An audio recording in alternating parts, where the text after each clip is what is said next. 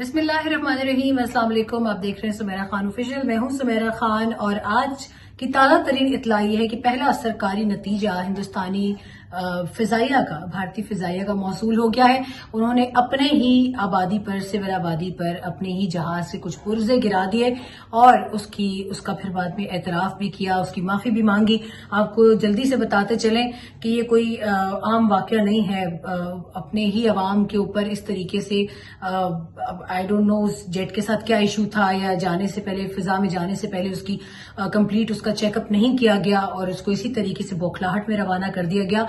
क्या वजह हुई है ये अंदाजा नहीं है मुझे, मगर इस वक्त जो अखबारों की जीनत खबर बनी हुई है और टीवी चैनल्स की, वो ये है कि भारतीय फिजाइया अपने अवाम के दुश्मन बन गई है। लड़ाका तैयारे ने अपनी ही आबादी पर बम गिरा दिया है। वाकया भारतीय रियासत मध्य प्रदेश के इलाके शिवपुरी में पेश आया है। बम गिरने से आबादी और इमलाक को शदीद नुकसान पहुंचा, मुताद्दद मकानात तबाह, जबकि हलाकतों की भी इतलात हैं। वाकया भारतीय फिजाइया की गैर जिम्मेदारी और बौखलाहट को जाहिर करता है। अब समझ नहीं आ रही कि ये इतने मसरूफ हो गए थे यहाँ धमकियां देने में, इंटरनेट के ऊपर लड़ाई लड़ने में। और मजे की बात है कि वो इंटरनेट जिसके ऊपर पाकिस्तानी जो है वो खुद को ही जुगते लगा रहे हैं। मतलब मैं हंस कर भी बेहाल हूं कल परसों से, और देख रही हूं जब से ये वाकया हुआ है पहलगाम का। अफसोसनाक वाकया है, हलाकतें उसमें हुई हैं, लोग जान से भी गए हैं, मगर पाकिस्तानी अवाम इसलिए सुकून में है क्योंकि उनको पता है कि उनकी जानिब से इस हेनस क्राइम में, इस दहशतगर्दी के वाकये में किसी पाकिस्तानी का कोई किरदार नहीं है। उसके बाद एक मीम्स की जंग छिड़ गई इंटरनेट के ऊपर और हंस कर हमारा बुरा हाल है, क्योंकि जब से भारत ने कहा हम आपका पानी बंद कर देंगे तो पाकिस्तानियों ने उनको कहना शुरू कर दिया कि यार जब पानी बंद करो तो बता देना, ऐसा ना हो कि हम नलके के नीचे बैठे हो। ये फवाद चौधरी का ट्वीट है, मैंने पढ़ा। ऐसा ना हम नलके के नीचे नहाने बैठे हो और साबुन लगाया हो सर पर, तुम लोग पानी बंद कर दो। इसी तरह से और बहुत सारे लोगों ने ये कहना शुरू कर दिया कि क्या यार तुम लोग कब्जा कर लोगे तो फिर हमें या हम कब्जा कर लेंगे भारत पे तो क्या फिर अब हमें जाल की जगह जाल बोलना पड़ेगा, जलालत की जगह जलालत बोलना पड़ेगा, जीरा की जगह जीरा बोलना पड़ेगा। तो इस तरह की एक नोकझोंक जारी है इंटरनेट पे। उसी दौरान ये भारतीय फिजाइया का वाकया हो जाता है। अक्सर हादसात में भारतीय फिजाइया के लड़ाका तैयारे जो है वो आबादी के ऊपर इसी तरीके से गिरते हैं। इससे पहले अभी पिछले 3 से 4 माह में तकरीबन 3 लड़ाका तैयारे भारतीय फिजाइया के और एक उनका माल बरदार तैयारा इसी तरीके से क्रैश हो चुका है और मामूल का हिस्सा बन चुके हैं। पैदल पे जदीद तैयारों, पेलोड और बमों का गिरना भारतीय फिजाइया की दिफाई सलाहियत पर भी एक गहरा सवालिया निशान है। भारतीय फिजाइया जदीद टेक्नोलॉजी में नाकामी के साथ साथ पायलट्स की तरबियत में भी नाकाम है। ये तो अव्वल खबर है। अच्छा, उसके बाद एक इनोसेंट लॉस्ट एक कहानी है जो कि फरहान खान की, जो गलती से पाक भारत सरहद अबूर कर गया, मगर भारतीय टॉर्चर सेल में इस वक्त मजालिम की इंतहा को झेल रहा है। दस्तावेजी फिल्म में भारतीय जेल में कैद पाकिस्तानियों की सोबतें दिखाई गई हैं। दस्तावेजी फिल्म की कहानी असली किरदारों के गिर्द घूमती है, ये भी आप देखिएगा। भारतीय फोर्सेज ने फरहान को कैद करके टॉर्चर कैंप मुंतकिल किया। टॉर्चर सेल में फरहान पर बदतरीन 3रे दर्जे का तशद्दुद किया गया, इसको 3rd डिग्री बोलते हैं। और सेल में मेरे साथ एक मुसलमान कैदी था जिसकी उंगलियां भी काट दी गई, ये फरहान का कहना है। मुसलमान कैदियों को जला हुआ खाना देते थे। फरहान के वालिदैन 4 साल उसकी तलाश में रहे। रिहाई के बाद से फरहान शदीद जहनी सदमे और दबाव, जिसको PTSD कहा जाता है, पोस्ट ट्रॉमा स्ट्रेस डिसऑर्डर, इंसानी हुकूक की तंजीमों को फरहान पर किए गए जुल्म का जवाब दे भारत को ठहराना होगा, ये उसके पेरेंट्स का कहना है और बहुत तकलीफ के साथ उन्होंने ये वक्त गुजारा है। इसके अलावा आगे बढ़े तो एक बड़ी मजे की जो विजुअल्स है वो पाकिस्तानी हाई कमिश्नर लंदन के सामने से आपने देखे होंगे, जहां पर कुछ भारतीय मुजाहिरीन आए और उन्होंने PTI के झंडे उठा रखे थे। वो खुद को PTI का जाहिर किया और उसमें PTI वाले थे भी, ये नहीं कह सकते कि PTI के लोग नहीं थे, उसमें PTI के लोग थे और उन्होंने मुजाहिरा किया, हुकूमत को बुरा भला कहा, आर्मी चीफ को, अफवाज पाकिस्तान को। और इसके बाद हर तरफ सन्नाटा छा गया जब हमने देखा कि उससे बड़ा रैला आया, ऑर्गेनिक, हर तरफ से पाकिस्तानी आए, पाकिस्तानी नजाद, बरतानवी उसमें आए जो भी वहां पे थे, और उन्होंने आकर उनकी तारीखी चित्रौल की और میمز بھی بولے اور ان کو مارا پیٹا بھی. اور کمال کی بات یہ کہ لندن پولیس نے بھارتیوں کو اریسٹ کیا اور انہی چارجز پہ کہ وہ اپنی حدود کراس کر رہے تھے مار پیٹ میں, گالیوں میں, اور وہاں پر نقص امن کا خدشہ تھا. مگر مزہ آ گیا وہ ویژولز دیکھ کے کہ بہت کم ایسا ہو رہا ہے جب سے پولیٹیکل پولرائزیشن شروع ہوئی ہے. یہ اس کے بعد سے بڑی خوشگوار سا ہوا کا جھونکا ہے. مگر کچھ پاکستانی صحافی جو ملک سے باہر ہیں اس وقت, ان کو سمجھ نہیں آ رہی کہ کس طریقے سے ہو کہ وہ پاکستان کی قوم کو پاک افواج سے الگ کھڑا کریں. اور اس نازک وقت پہ جبکہ میرا خیال ہے انہیں بھی پاکستان کی افواج کے ساتھ اور پاکستان کی یکجہتی کے ساتھ کھڑا ہونا چاہیے تھا, وہ ابھی بھی یہ ٹویٹس کر رہے ہیں کہ نہیں پاکستان کی عوام کو فوج سے شدید نفرت ہے. بھارتی لوگ کہہ رہے ہیں کہ پاکستانی قوم اپنی فوج کے ساتھ کھڑی ہے, اور پاکستانی صحافی کہہ رہا ہے کہ نہیں آپ کو غلط فہمی ہوئی ہے, ایسا کچھ نہیں ہے, آپ کے پاس گراؤنڈ ریالٹی نہیں ہے. تو یہ مجھے بہت اس کے اوپر بھی ہنسی آئی. اچھا, پی ٹی ایم کی کچھ بات کرتے چلیں. پہلگام حملے کے بعد بھارت نے پاکستان کو آبی دہشت گردی کی دھمکی دی. اس پہ بھی ذرا میں کلیئر کرنا چاہوں گی, ایک بہت مسکنسپشن لوگوں کا چل رہا ہے, اس کے اوپر ویلاگ کے اینڈ میں بات کرتے ہیں. پہلگام حملے کے بعد سنتاس معاہدے کی جب ختم کرنے کی دھمکی دی, سسپینشن ان ابینس ایک ٹیمپرری سسپینشن ہوتی ہے, یہ پاکستان کی خود مختاری پر حملہ تھا. مگر ایسے نازک موقع پر جب بھارت کھلے عام یہ سازشیں کر رہا ہے, ہمارے ملک میں پی ٹی ایم جیسی تنظیمیں دشمن کے بیانیے کو تقویت دے رہی ہیں. پی ٹی ایم نے 27 اپریل کو پشاور میں جلسہ رکھ کے ثابت کر دیا کہ ان کا ایجنڈا دراصل پاکستان کے امن اور اتحاد کو کمزور کرنا ہے, ملک کے خلاف نفرت پھیلانا, ریاستی اداروں پر انگلی اٹھانا اور قوم کو تقسیم کرنا اب ان کی شناخت ہے. کیونکہ بین بھی ہو چکی ہے, اب تو ان کے حوالے سے بات کی جا سکتی ہے. اور یہ وہ لمحہ ہے کہ پشتونوں کو اب بہت سنجیدگی سے سوچنا ہوگا کہ اس تنظیم کا مقصد کیا تھا, اس کو بنایا کیوں گیا تھا, کیوں ہر بھارتی سازش کے بعد پی ٹی ایم اچانک سرگرم ہو جاتی ہے. منظور پشتین کا ابھی تک کوئی بیان نہیں آیا کہ پاکستان کسی دہشت گردی کے حملے میں ملوث نہیں ہے, اور بھارتی میڈیا کے الزامات میں اور ان کے بیانات میں ایک بڑی حیرت انگیز سملیرٹی پائی جاتی ہے. یہاں پہ میڈیا کی خبروں میں یہ بھی بتایا جا رہا ہے کہ ان کے نعرے بھی ان سے مطابقت رکھتے ہیں. حقیقت یہ ہے کہ پی ٹی ایم فتنہ الخوارج اور چند سیاسی عناصر دشمن کے اس منصوبے کا حصہ ہیں, اور مقصد ان کا یہ ہے کہ پشتون قوم کا ریاست سے ٹکراؤ کرایا جائے, اور وہ نہیں ہوگا.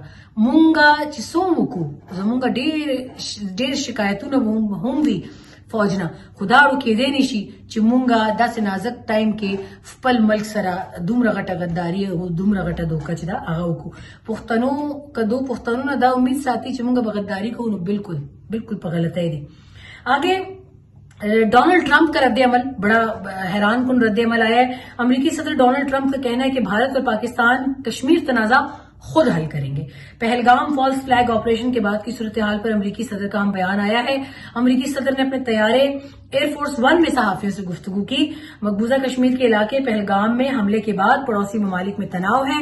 میں دونوں ممالک کے رہنماؤں کو جانتا ہوں اور دونوں ممالک کے درمیان کشیدگی طویل عرصے سے جاری ہے. کشمیر کا تنازع گزشتہ 1500 سال سے بھی زیادہ ہے. Trump is always Trump. امریکی صدر ڈونلڈ ٹرمپ نے مسئلے کے حل کے حوالے سے کوئی جواب نہیں دیا. 1500 سال تک لے گئے, مطلب اس بندے کا کوئی جواب نہیں ہے نا. کسی بھی طرح کے ذہنی تناؤ کی صورتحال ہو, وہ کہتے ہیں نا کہ وہ کیا ہوتا ہے کہ آگ لگی بستی میں, ٹرمپ اپنی بستی میں. تو خیر انہوں نے جواب نہیں دیا کہ اس کا مسئلے کا حل کیسا ہوگا. لیکن اب ایک بہت اہم بات پہ چلتے ہیں. آج میں نے اس کے اوپر ایک کامنٹ بھی دیکھا, پہلے آپ وہ کامنٹ سنیے, اس کے بعد میں اس کو ایکسپلین کرتی ہوں کہ سنتاس معاہدہ بھارت نے جو کیا ان ابینس, بدقسمتی کی بات ہے بہت بڑے بڑے اینکرز اس کو غلط اصطلاح کر رہے ہیں, اور ایک اینکر صاحبہ نے تو سسپینشن بھی کروا دی شملہ معاہدے کی پاکستان کی طرف سے. اس لیے کہتے ہیں کہ فارن افیئرز کا کام فارن افیئرز کو ہی کرنے دیا جائے. تو یہ آپ یہ کلپ دیکھیے, اس کے بعد میں ایکسپلین کرتی ہوں.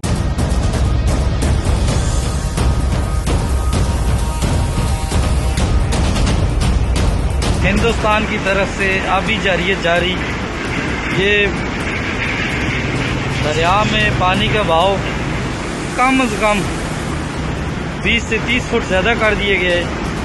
اس وقت آپ دیکھ سکتے ہیں, یہ آپ کے سامنے, یہ 92 میں اس رینج پہ پہنچا تھا پانی, آج اسی رینج میں پہنچ گیا ہے. آبی جاری اور مسلسل پانی میں اضافہ ہوتا جا رہا ہے.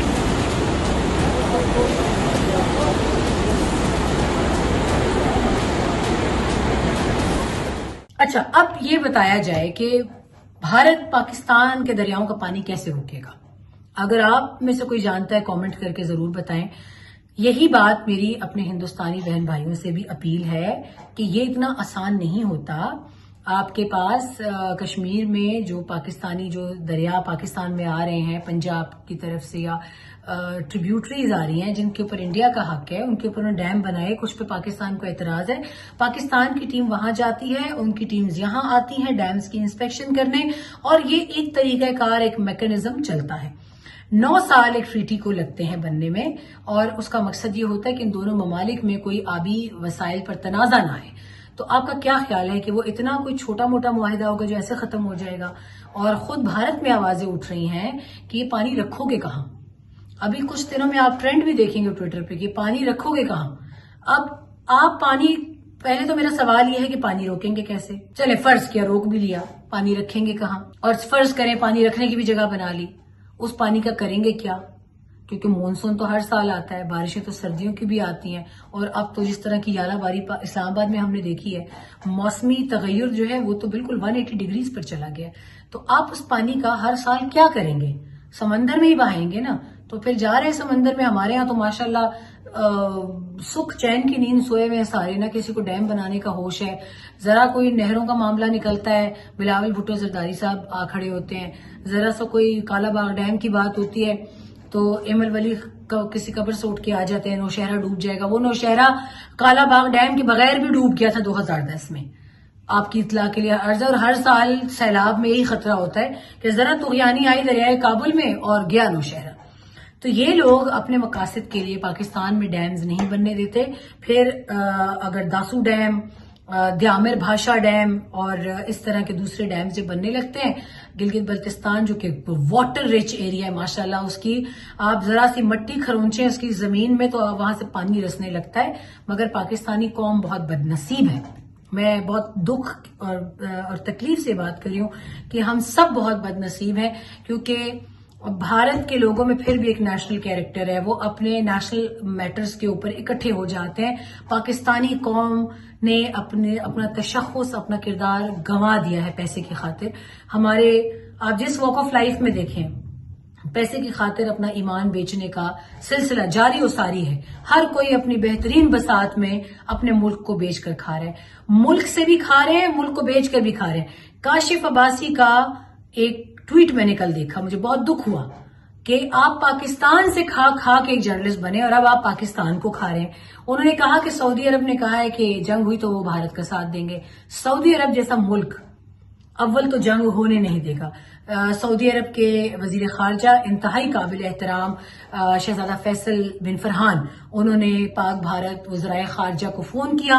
انہوں نے کنسٹرینٹ شو کرنے کو کہا، ریسٹرینٹ شو کرنے کو کہا. انہوں نے بات کی تفصیل میں کہ پاکستان اور بھارت جو ہے کسی بھی ایسی چیز سے باز رہیں جو خطے میں بدامنی اور جارحیت کا سبب بنے.